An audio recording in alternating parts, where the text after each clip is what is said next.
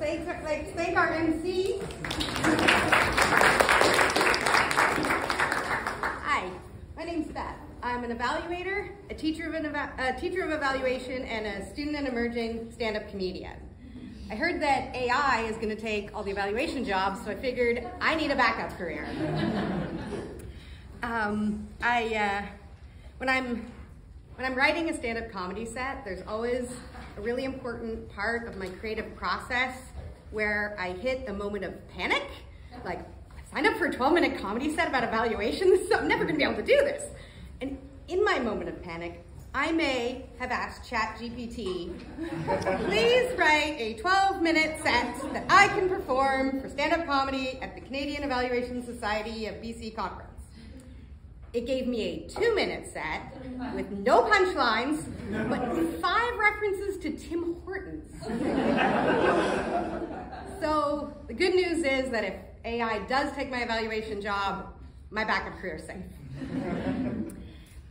We have been hearing a lot about AI and evaluation lately. I think it's great. I'm not as sophisticated as Riley and Dylan are, but I like to use it to save some time, find some efficiencies. So I use it for simple things like taking meeting notes or writing executive summaries of my evaluation reports. The other day I used it to summarize a journal article about the use of AI in evaluation that I didn't have enough time to read. So maybe AI is not saving me as much time as I thought.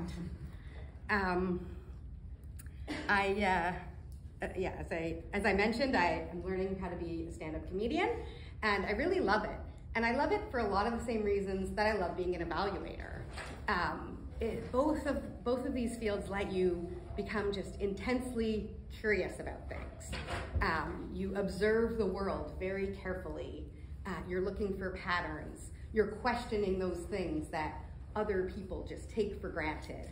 And then you draw a strong conclusion that you get to share with the world.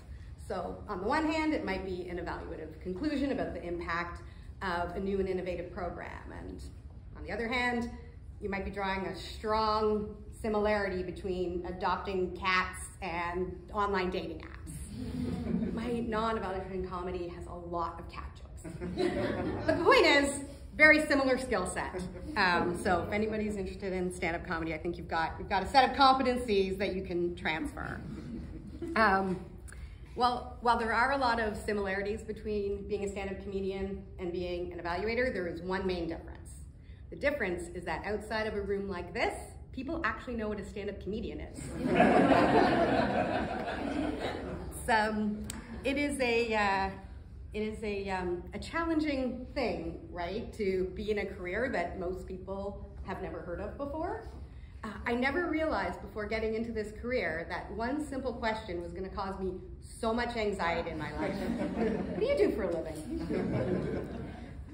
Does anyone have a partner who doesn't understand what you do for a living? Yeah. I've been with my partner for 8 years. He has no clue what I do. But he knows enough to know that if he wants to annoy me, all he has to do is introduce me like this. This is my partner, Beth. She's basically an auditor.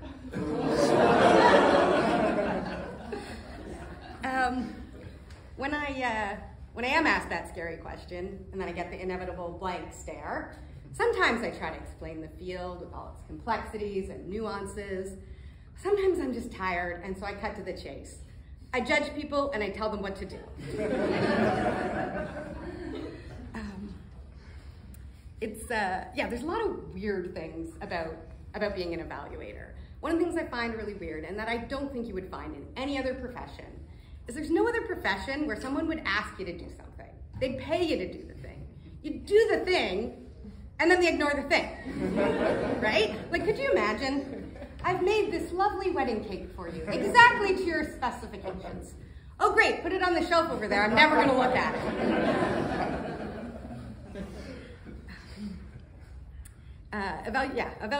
Evaluation reporting is one of those challenging things. Sometimes it gets put on the shelf and never to be seen again.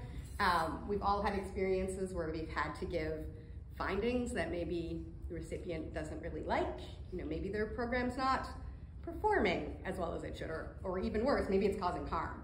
And many of us have had to have that very, very awkward conversation. Oh no, I'm not gonna take those findings out because you don't like them. But could you imagine the opposite of that?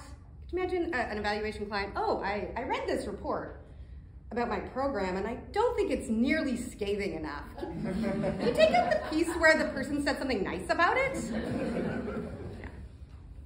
I actually had that happen once, but that's a story for the bar. As I also mentioned, I'm a teacher of evaluation, and I love introducing new people to the field of evaluation. I love supporting new evaluators, and I've been doing that for years. And I've started to feel like maybe I'm a little bit dated. So many new things are coming to the field. It's how we're evolving it. But am I even going to be able to speak the language of evaluation in like 5 to 10 years? Like when Gen Z is like fully in the workforce and they're leading this stuff. So I did some research, and I'm gonna need my notes for this one. Here is my impression of an evaluation conference presentation in 2030. The implementation fidelity was mid, but the outcomes were bussin', no cap. This suggests the program theory is sus. The program slays, but the logic model was low-key chuggy. Bad. Also, the funders were delulu for changing the reporting requirements. They need to take several seats. My main recommendation is that the program materials could use a glow up. Then they'd have more Riz and be mad fire. Overall, for this evaluation, I'd say take the W, skibbity.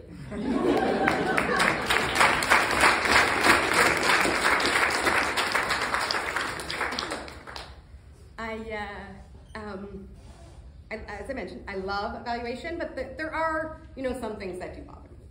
So being an evaluator, I cannot complete a survey without critiquing the survey design. For example, I hate when a survey has no open-ended questions. And it's not just because I think qualitative data is important, which I do, and it's not just because I think there's no way an evaluator could possibly come up with every possible response a respondent could give, which of course we can't. But it's because if there's no open-ended questions on a survey, where am I gonna write my critique of the survey? Question 5 is double barrel. Question 6 has an unbalanced Likert scale. And speaking of Likert scales, what's to like? More like a dislikert scale, if you ask me. On a scale of 1 to 7, how much did you hate that joke? But I think my biggest pet peeve of things that happen in evaluation is scope creep. Does everyone know what scope creep is? Scope creep is when you have an agreed upon scope of work with your client and they say, can you just add a few more questions to that survey? Can you just add a few more site visits to that plan? Can you just rewrite that final report 14 more times? And this got me to thinking, what if scope creep was like an actual creep? Scope creep walks up to you at a bar. Hey baby, bet you'd like to get your hands on my big data set. You could evaluate it all night long. No additional hours in the budget. That's my time, thank you.